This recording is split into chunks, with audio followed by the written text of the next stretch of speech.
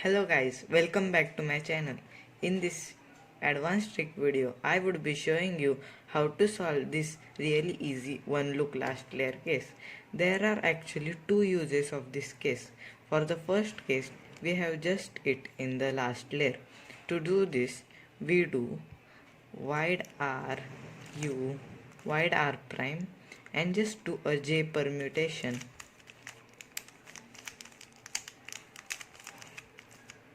and U prime and just do the first moves again R U prime R prime. The second use of this trick is when we have two pairs solved incorrectly and we have already solved OLL. It's not worth it to just remove and insert. That would take two rotations and also disturb our OLL. To what we could do here is just do our PLL and rotate and do this one look last layer case.